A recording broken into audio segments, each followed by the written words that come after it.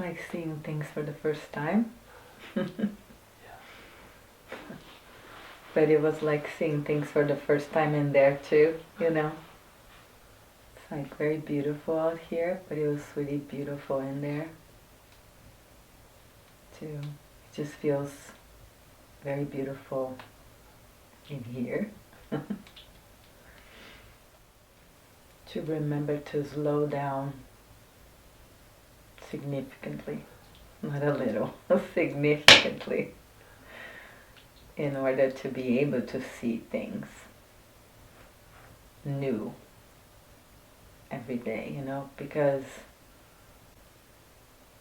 it's in our nature to, every time we open our eyes, to see this, not to just go through life sort of sleepwalking. So that's what I want to remember. To slow down significantly. Yeah, to be able to see this, like every little piece of dew, you know, every leaf, just so,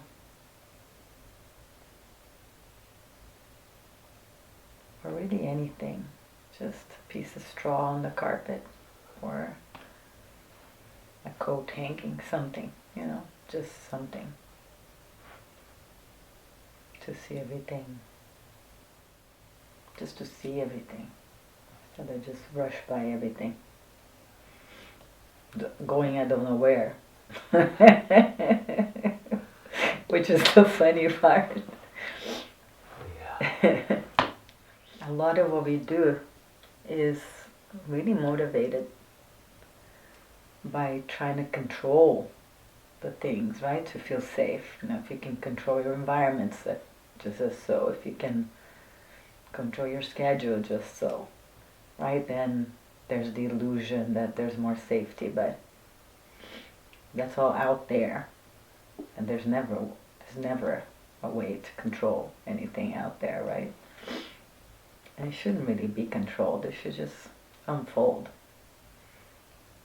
But it's just also the illusion of safety, right? It's not really safe. It's not supposed to be safe. It's a big adventure. It's incredible when you just take the time to be. Just be. Which is, I think, the thing that we do the least. I'm trying to find words to put into it, but all the words feel a little bit inadequate, or too actiony, or too descriptive, or too categorical. It was just still, quiet, and beautiful. It's very simple. It's very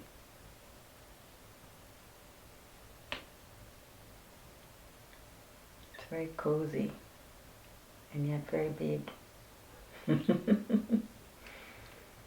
the simplicity and just a lot of love. And that sounds a little bit cliche-like, but it's kind of what it felt like. It just felt simple and just joyful to be. You know, the darkness sort of had different textures, colors sometimes, you know, and shapes, and there's just so much life in it.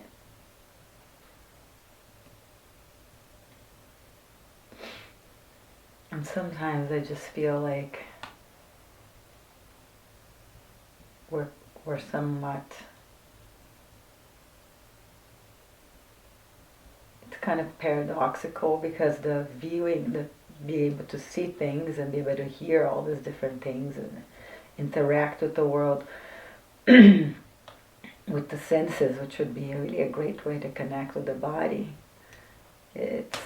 We're just using it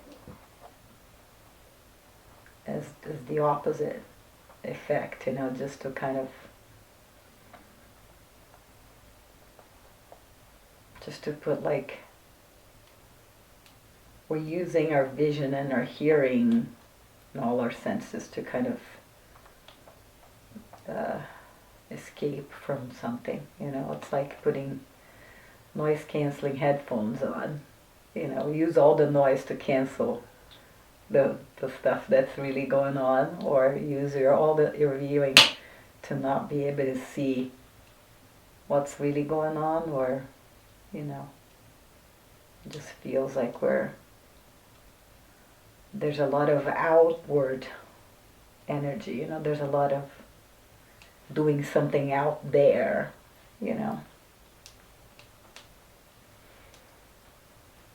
Achieving something out there.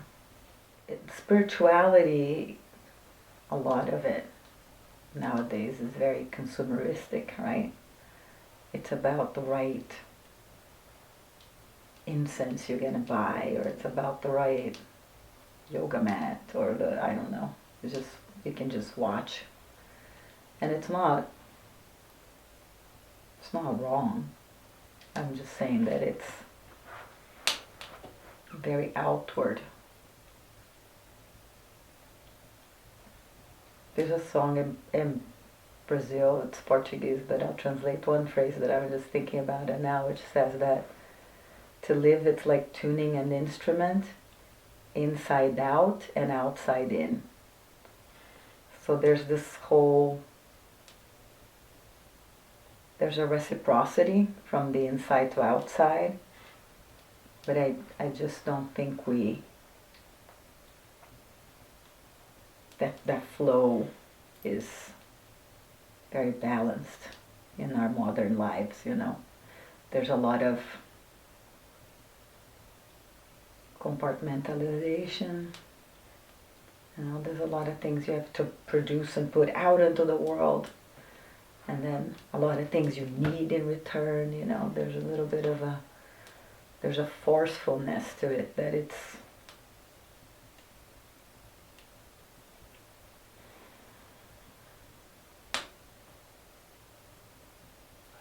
not quite right, not quite in tune with what we are. If you consume materialistic things, you're just projecting something that you wish you were,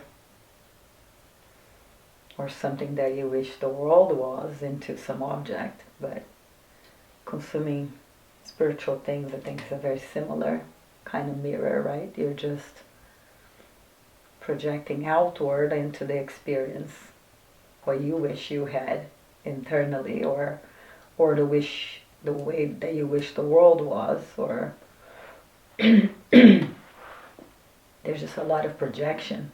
This mirror, right? Like,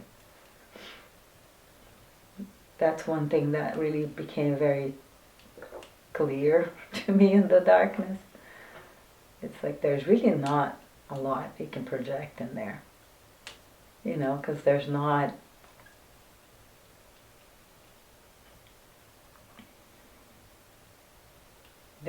much to do.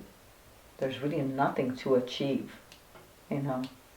Journaling every day was like the apex of achievement. Getting through my food without quite knowing exactly what I was doing, but so I think that's the beauty of it. Is just, if you have no mirrors, right, then you don't have to go anywhere outside the view. And I think that's what people are afraid of. People are afraid of really,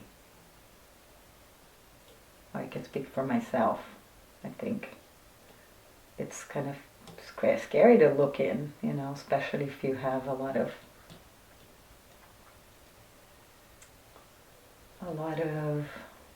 expectations